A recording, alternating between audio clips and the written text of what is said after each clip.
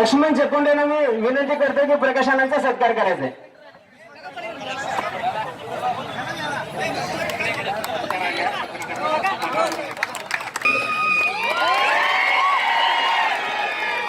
सांगली लोकसभेच्या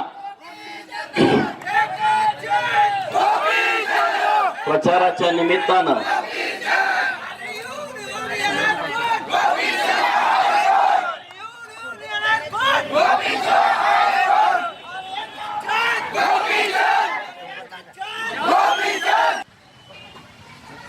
राजकारणामध्ये कधी बदल करावा हे ज्या तालुक्याला पश्चिम महाराष्ट्रामध्ये सर्वात जास्त कळतं अशा तालुक्यामध्ये आज आपल्या प्रचाराची सभा आहे. व्यासपीठावरती उपस्थित माजी आमदार प्रकाशांना, माननीय जत तालुक्याचे नेते अशोकराव बन्नेनवर साहेब, जिल्हा परिषदचे माजी सभापती अकराम दादा, माझे मित्र आणि जत तालुक्याचे युवा नेते लक्ष्मण जगगोंड आणि तुम्ही सर्वजण एवढ्या उन्हामध्ये या सांगली जिल्ह्यामध्ये राजकीय परिवर्तन घडावं असं तुम्हा सगळ्यांना वाटतंय म्हणून तुम्ही इथं उपस्थित आहात. मला जत शहरातल्या व्यापारी पेठेतल्या सगळ्या व्यापाऱ्यांना हात जोडून नम्रतेची विनंती करायची आहे. या जत शहरामध्ये तुम्हाला कायम दहशतीच्या छायेखाली ठेवलं जातं. प्रत्येक व्यापाऱ्याला व्यापार महत्वाचा असतो, त्याला भीती घालायची आणि भीती घालून लोकांना आपल्या बरोबर ठेवायची ही जी पद्धत इथल्या राजकीय नेत्यांची आहे. माझ्या 12 वर्षाच्या राजकारणामध्ये मी कुठल्याही व्यापाऱ्यांना कधी हॅरॅसमेंट केलं नाही. मी अनेक आंदोलन केली पण बंद नावाचं आंदोलन मी आजपर्यंत केलेलं नाही. अमकं शहर बंद, तमकं शहर बंद, याव बंद, त्याव बंद, फलान बंद. व्यापाऱ्यांचा अनेक व्यापारी कर्ज काढून दुकान टाकत असतात. दर महिन्यातनं 2दा 3दा बंद केल्यानंतर त्या व्यापाऱ्याने बँकेचे हप्ते कशाने भरायचे? प्रत्येक गोष्टीवरती विचार करायला पाहिजे. मी तुम्हाला सांगली जिल्ह्याची पहिली माझी घोषणा आहे, भयमुक्त सांगली जिल्हा. विलासराव जगताप आणि संजय पाटील हे काय फार वेगळी वेगळी माणसं आहेत अशातला विषय नाही. एकाच नाण्याच्या 2 बाजू. भ्रष्टाचार कसा करावा, भ्रष्टाचार कसा करावा याचं ट्रेनिंग सेंटर विलासराव जगताप आणि संजय पाटील चालवतात.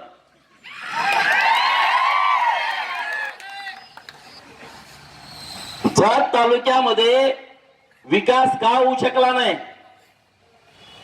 तर त्याचं कारण आहे लोकप्रतिनिधी.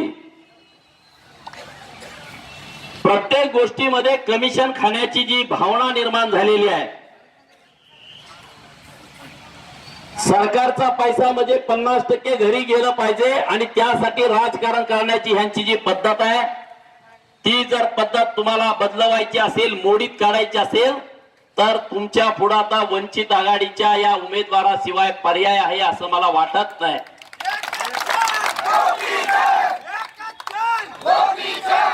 मी तुम्हाला हात जोडून विनंती करतो, 70 वर्षानंतर सर्वसामान्य कुटुंबातल्या मुलाला, गावगाड्यातल्या सर्वसामान्य माणसाला सन्मान आणि स्वाभिमान मिळण्याची ही वेळ आलेली आहे.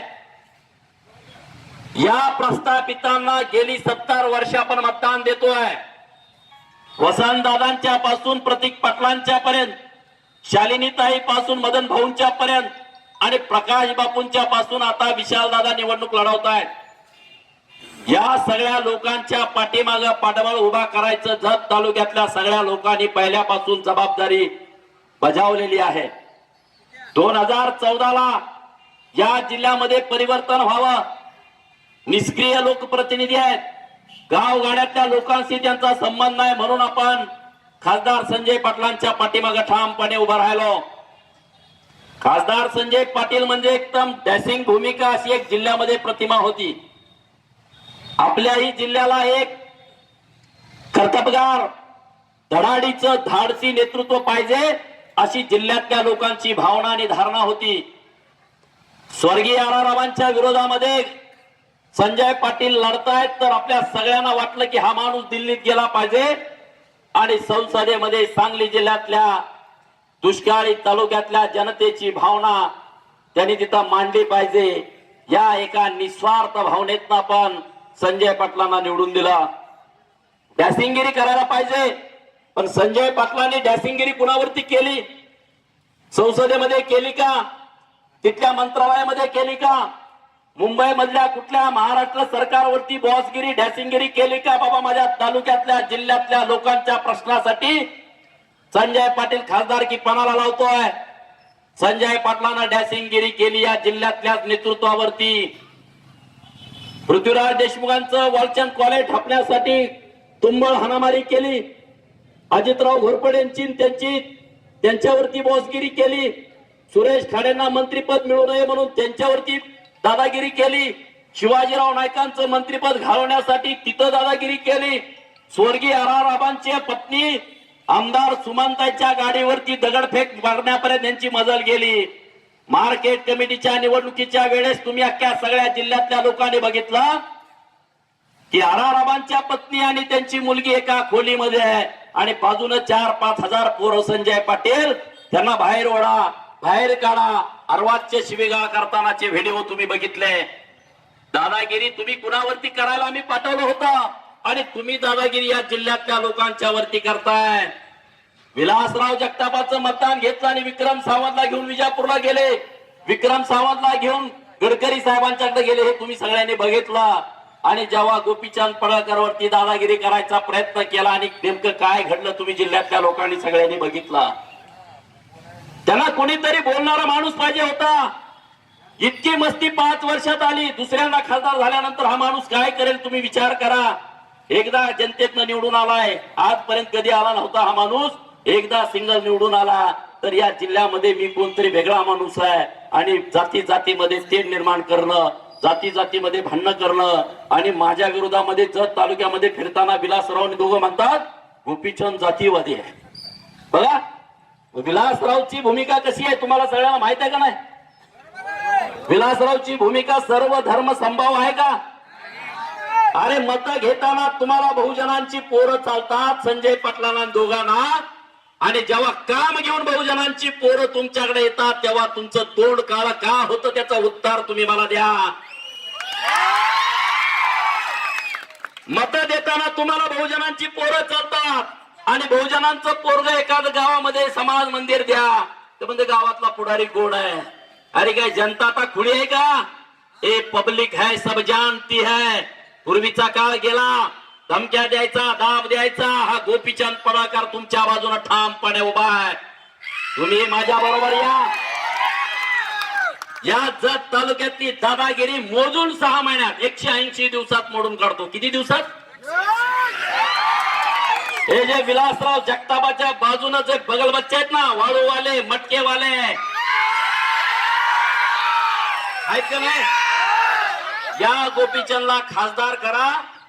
जेवढी 5 वर्षात वाळू उपसले ना यांच्या उतार्यावरती बोजा चढवायला होतो.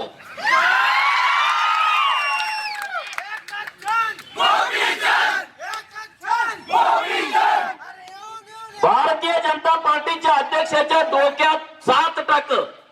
राष्ट्रीय अध्यक्ष पार्टी भाजप म्हणजे जगातली सगळ्यात मोठी पार्टी. त्याचा अध्यक्ष चंद्रकांत गुड्डोडगी त्याच्या डोक्यात 7 टाक पडलं. 7 आमदार बी भाजपचा, खासदार बी भाजपचा आणि अध्यक्षाच्या डोक्यात 7 टाक. अध्यक्ष पोलीस स्टेशनला गेला नाही. मला कोणीतरी फोन केला जात म्हणणं की असाच रात्री 11-11:30 की चंद्रकांत गुड्डोडगीच्या डोक्यात 7 टाक पडले, दवाखान्यात आहे, पोलीस स्टेशनला जात नाही, घाबरलाय का? तर जगतापनं सांगितलं केस द्यायची नाही. मी लगेच मोबाईल काढला आणि एसपी साहेबांना SMS केला आणि फोन केला, साहेब भाजपचा तालुका अध्यक्ष आहे, त्याचं डोकं फोडलंय, त्याच्यावरती केस दाखल करा. एसपी साहेब म्हणले माणूस पाठवा. चंद्रकांत गुड्डोडगी पोलीस स्टेशनला जायच्या ऐवजी पोलीस स्टेशन दवाखान्यात गेले. तुझी केस काय सांग? माझं चुकलं का बरोबर आहे? अरे किती दिवस सहन करणार आपण? हा जन्म काय पुन्हा आहे का? अरे कोण जगताप आणि कोण संजय पाटील? तुम्ही आणि आम्ही आहे म्हणून, तुम्ही आणि आम्ही आहे म्हणून यांना किंमत आहे. हा गोपीचंद पळाकर संजय पाटला बरोबर होता, अख्ख्या जिल्ह्यात फिरवला. आता काय अवस्था आहे तुम्ही बघताय संजय पाटलाची. मागच्या महिन्यात 5 लाखाचं लीड होतं. काल मिटिंग झाली, एका का मतानं होईना ना काका येणार म्हणते. मग 5 लाखाचं लीड गेलं कुठं? या महाराष्ट्रामध्ये सगळ्यात हायेस्ट मताने काका येणार. काय देवाचा वारस आहे? कोण आहे काका? त्याला वाटतं मी कोणतरी वेगळा आहे महापुरुष. म्हणून तुम्हा सगळ्यांना माझी विनंती आहे, मी काय त्यांच्यावरती टीका करून राजकारण करतोय अशातला विषय नाही. अरे पण दहशत मोडली पाहिजे ना. प्रत्येकानं घाबरायचं. संघ मध्ये कार्यक्रम, मुख्यमंत्री महोदय, राज्याचे गृहमंत्री त्यांच्या पुढे खासदार बोलतायत 23 तारखेनंतर हा जुना संजय पाटील जागा होणार आहे. ऐकलं ना तुम्ही? जुना संजय पाटील म्हणजे कोण आहे? फाळकूड दादा आहे.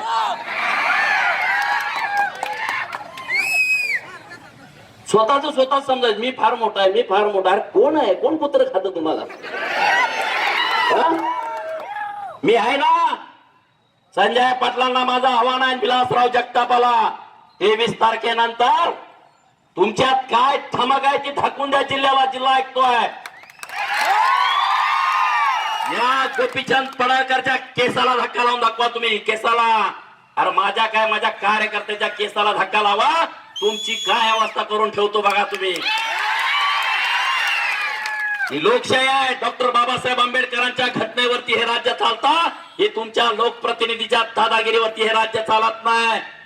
अरे तुमची धमक आहे तर 42 गावांना पाणी द्या ना. तुमची धमक आहे तर या जत शहरातले रस्ते करा.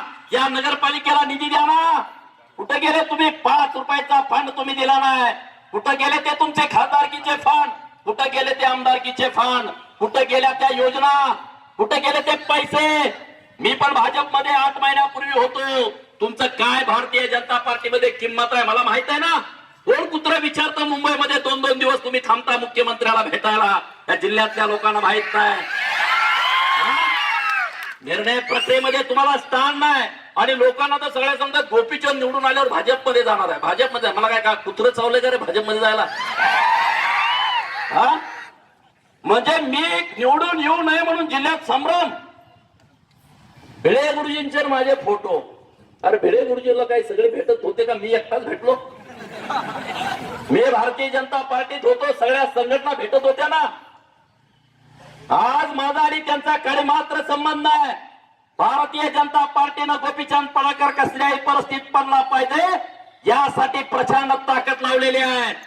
पण मला विश्वास आहे सांगली जिल्ह्यातली जनता माझ्या सोबत आहे. तुम्ही मला निवडून द्या. या महाराष्ट्राच्या राजकारणाची दिशा बदलून टाकतो मी हनुमानाच्या साक्षीनं तुम्हाला सांगतोय. मी अजून कुठल्या गावचा सरपंच नाही, सोसायटीचा चेअरमन नाही, अजून एकदा बी निवडून आलो नाही तर एवढा कालवा करतोय. जर तुम्ही मला निवडून दिला, ज्या लोकांना नेतृत्व नाही, पारजाच्या पोरांना नेतृत्व नाही, हा गोपीचंद तुमच्यासाठी लढेल. मुसलमानाच्या आरक्षणाचा प्रश्न आहे, तुम्ही मोर्चा काढू नका, मी त्या सरकारच्या मानगुटीवर बसेन. वेगळ्या लिंगायत ठरवाची मागणी आहे, मी तिथं बोलतो ना, ठोकून काढतो, सोडत नाही कुणाला. लोकांच्या साठी ती खासदारकी पणाला लावतो. स्वतःला अनुदान मिळण्यासाठी लेटर पॅड खासदारकीचं वापरत नाही. कारखान्याला अनुदान, सूतगिरणीला अनुदान, बँकांना अनुदान, दूध संघाला अनुदान, हे असल्या चोऱ्या माऱ्या करण्यासाठी मला खासदारकी नको आहे. तर या सांगली जिल्ह्यातल्या सर्वसामान्य माणसाच्या चेहऱ्यावरती हास्य फुलवण्यासाठी मला तुम्ही खासदार करा. लोकसभेमध्ये तुमच्या बाजूने मी लढतो. लोकसभा हे सर्वोच्च सभागृह आहे. ज्या सभागृहामध्ये या देशाच्या हिताचे कायदे केले जातात, ज्या सभागृहामध्ये इथल्या विद्यार्थ्यांच्या, युवकांच्या, व्यापाऱ्यांच्या, शेतकऱ्यांच्या, कष्टकऱ्यांच्या, मोलमजुरी करणाऱ्यांच्या बाजूचे कायदे त्या सभागृहामध्ये केले जातात, ते सभागृह म्हणजे मैशाळ, ताकारी, टेंबूळ, पुंडी, आरपाळ योजना म्हणजे खासदार नव्हे. आपल्याला वाटतं की आमच्या वड्यात पाणी सोडलं म्हणजे खासदारानं काम केलं. अरे ते रुटीन वर्क आहे. पाणी सोडायला तिथं माणसं आहेत ना सरकारची. हे जी पद्धत आहे, आमचा बिरनाळचा तलाव भरून द्या, चला विलासराव जगतापकडे जावा, नाहीतर तुमचा तलाव भरणार नाही. कोण आहे तुम्ही? कोण आहे? इथून पुढच्या काळातलं राजकारण असल्या पद्धतीचं होता कामा नये. ग्रामपंचायतला मला मतं दिले नाही, तुमच्या वड्यात पाणी सोडणार नाही. सोसायटीला माझ्या विरोधात गेला, तुमचा बंधारा भरून देणार नाही. तुमचा बंधारा भरायचाय, संजय काकाकडे चिचणीला जावा. तुमचा रस्ता करायचाय, विलासरावकडे जावा. तुमचं देवाळ बांधायचंय, आमच्याकडे जावा. अरे बंद करा ना असं. या गोपीचंदला तुम्ही निवडून द्या. कुठल्याही पुढाऱ्याची दारं तुम्हाला मी झिजवायला लावत नाही. सर्वसामान्य माणसाला व्यवस्थितपणे न्याय देण्याची भावना मी निर्माण करून देतो. हे जे दुकान गेल्या 70 वर्षापासून चालू आहे की कुणीतरी मध्यस्थ असावा, कुणीतरी दलाल असावा, त्यानं पोलीस स्टेशनला जायचं, त्या माणसाला घेतल्याशिवाय पोलीस स्टेशनला जायचं नाही. तहसीलदाराकडे जायचं, तो माणूस घ्यायचा. बंद करा ना. डायरेक्ट जावा ना तहसीलदार साहेबांच्याकडे, डायरेक्ट जावा पीआय साहेबांच्याकडे. हा गोपीचंद लोकप्रतिनिधी म्हणून तुमच्या बाजूला ठामपणे उभा असेल. दर 2 महिन्याला जत तहसील मध्ये आढावा बैठक घेतो. सकाळी 9 वाजल्यापासून संध्याकाळी जत तालुक्यातल्या शेवटच्या माणसाचं काम संपेपर्यंत मी त्या जत तहसील मध्ये ठाण मांडून बसतो.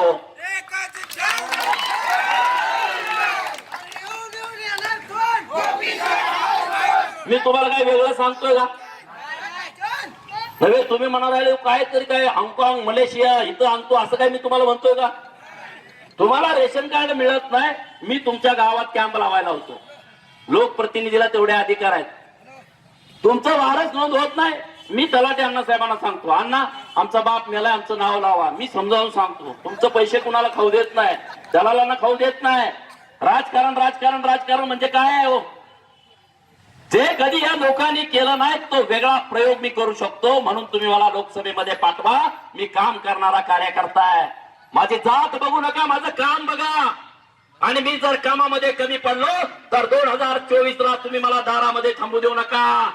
सांगली जिल्ह्यातल्या लोकांना एक नामी संधी आली आहे. या महाराष्ट्रामध्ये परिवर्तन करायची एक नामी संधी सांगली जिल्ह्याला चालून येते.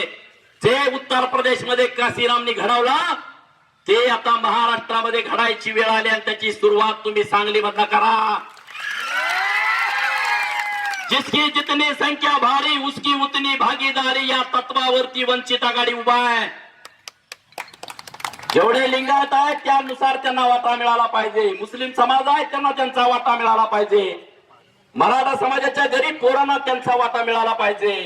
धनगरांच्या पोरांना, ओबीसीतल्या, मायनॉरिटीतल्या प्रत्येक घटकातल्या पोरांना त्यांचा राजकीय वाटा मिळाला पाहिजे.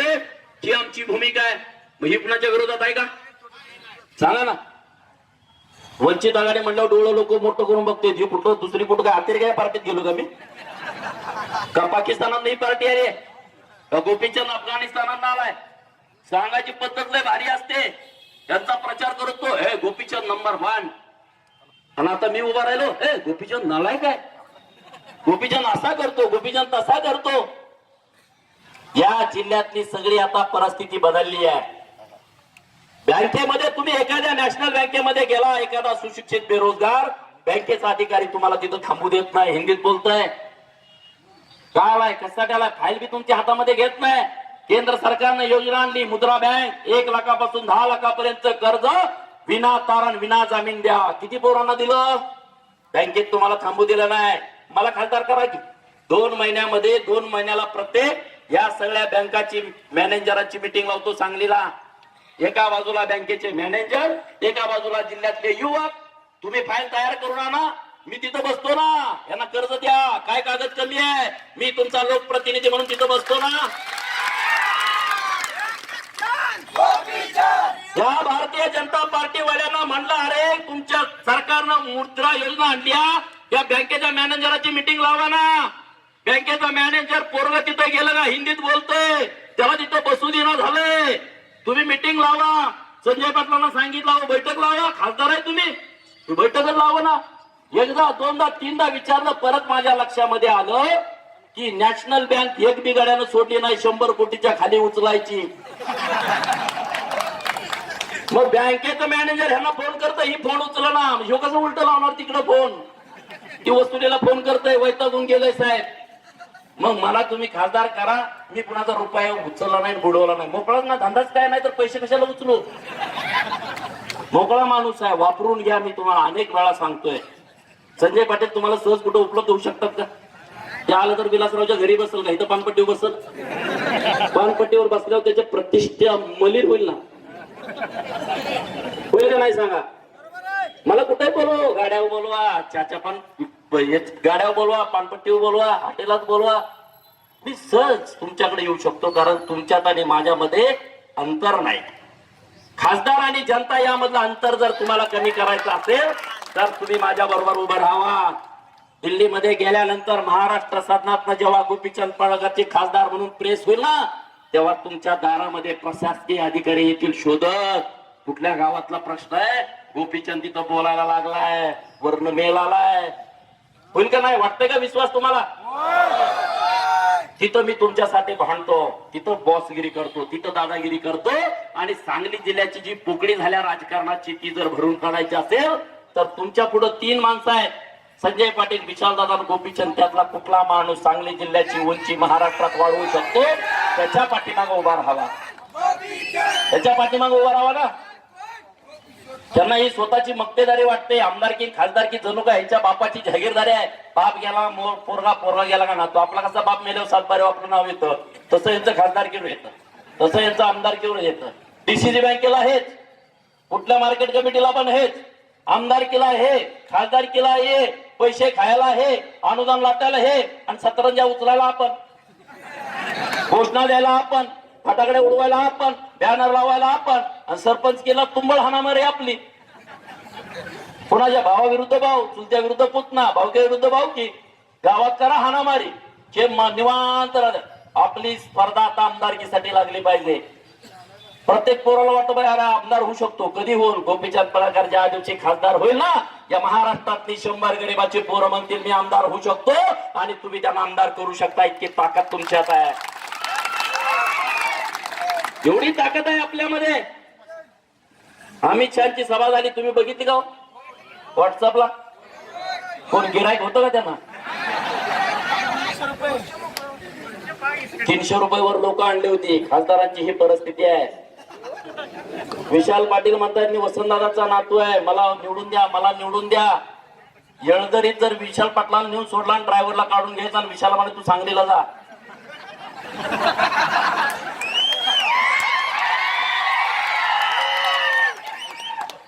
मी काय चुकीचं बोलतो का?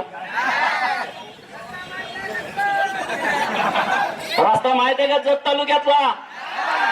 उमदी कुठं आहे, माडगाळ कुठं आहे, संख कुठं आहे, उडगी कुठं आहे, मुचंडी कुठं आहे, हिळोर कुठं आहे, जिरगाळ कुठं आहे माहित आहे, मिरवाड कुठं आहे, अंकले कुठं आहे, बाज कुठं आहे, डोरली कुठं आहे, शेगाव कुठं आहे, बनाळी कुठं आहे, कुंभारी कुठं आहे, बागेवाडी कुठं आहे, वशाल कुठं आहे, कंटी कुठं आहे माहित आहे का? खलाटी कुठं आहे माहित आहे का? सांगा ना. मी किती दिवस फिरतोय तुमच्या तालुक्यात, बिन पदाचा फिरतोय, अधिकार नाही, फुकट फिरतोय. मला माहित नव्हतं मी लोकसभेची निवडणूक लढवणार.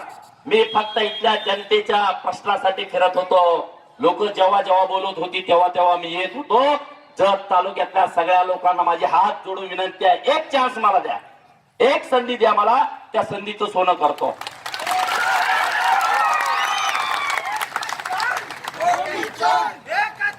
काम कसं करायचं मला माहित आहे, काम करायचं कसं मला माहित आहे. माझं एक बी बदलीचं पत्र मंत्रालयात नाही.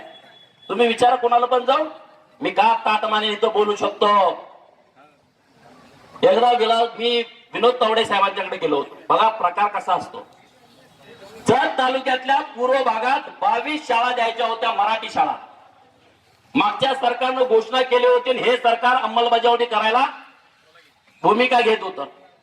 बघा, आणि विनोद तावडे साहेब शिक्षण मंत्री, त्यांचं माझं खूप चांगलं संबंध. आणि तिकडचे लोक माझ्या सगळ्या संपर्कात आहेत ना. माझ्या लोक यायची, हे काम करून द्या, असं तसं, मला काहीच माहित नाही. आणि मी एक काम सोलापूरचं घेऊन शिक्षण मंत्री महोदयांच्याकडे गेलो. शिक्षण मंत्री मला म्हणले अरे गोपीचंद, माझं नाव सांगून कोणतरी पूर्व भागामध्ये पैसे गोळा करताय. शाळा देतो म्हणून मला बोलले. अरे मला शॉकच झालं. मला मंत्री मला बोलतायत की कोणतरी माझं नाव सांगून पैसे खाताय. आणि मग मी तिथून आलो. मी सगळ्या जत तालुक्यातल्या पोरांना फोन केले. म्हणलं माझं नाव सांगून कोणी पैसे घेतलेत का विचारा. जत तालुक्यातल्या पोराने मला फोन करून सांगितलं प्रत्येक शाळा मालकाकडून 10-10 लाख रुपये विलासराव जगतापांनी घेतलेत. बघा. मग मी त्या दिवशी कराडमध्ये मुक्कामला होतो. मी विनोद तावडे साहेबांना मेसेज टाईप केला. साहेब अमुक तारखेला तुम्ही मला असं बोलला, मला खूप वाईट वाटलं. मी कार्यकर्ता, काम करणारा कार्यकर्ता आहे. मी कुणाचा रुपया गोळा करत नाही, पण तुमचं नाव सांगून पैसे घेतले ते विलासराव जगतापांनी घेतलेत. आणि दुसऱ्या दिवशी विलासराव पैशाची बॅग घेऊन तिथं गेला. विनोद तावडेने हाकलून दिला. घेतात सांगायला ह्योच गेलाय माझं नाव, पैसे गोळा करतो ह्योच. ही पद्धत कामाची. म्हणजे नवीन माणसाला बदनाम करायला किती लोक बसलेत. विलासरावने ह्याचं उत्तर द्यावं. या व्यासपीठावरनं 10-10 लाख रुपये तुम्ही गोळा केलते का नाही. आणि ह्या विलासरावच्या 10-10 लाख रुपये गोळा करण्यामुळं 22 शाळा गेल्या.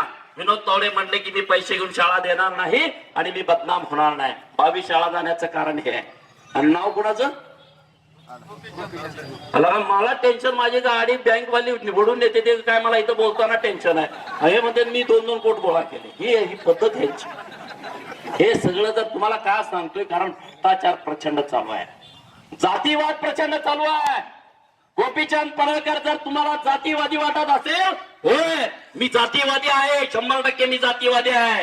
पण तुम्ही 1,00,000% जातीवाद करताय. त्याचं काय. त्याचं उत्तर तुम्ही जत तालुक्यातल्या लोकांना द्या.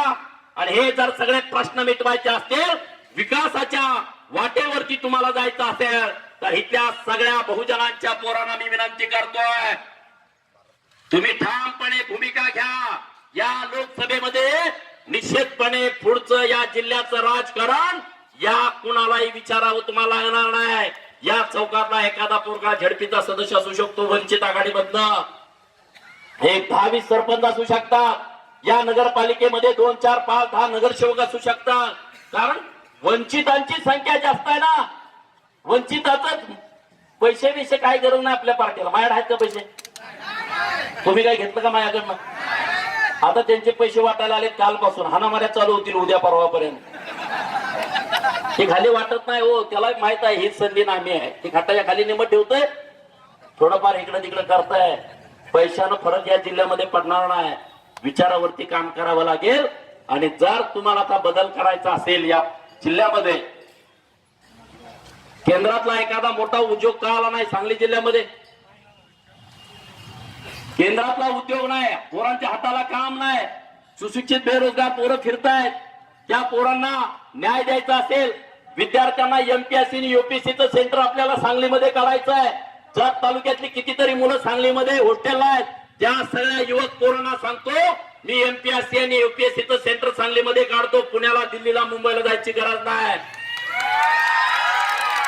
प्रत्येक घरातला पोरगा आपल्या तहसीलदार दिसला पाहिजे. बिहारची 1,000 पोरं रँक मध्ये येतात. आपली काय येत नाहीत.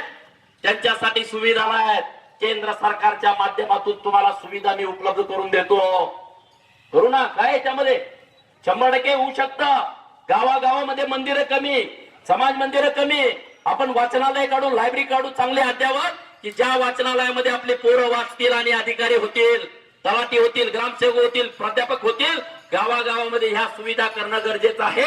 आणि त्या केंद्र सरकारच्या माध्यमातून जर तुम्ही मला खासदार म्हणून निवडून दिलं तर मी 100% करतो. गावातल्या महिलांच्या हाताला काम देण्याच्या नवीन वेगवेगळ्या कंपन्या आहेत.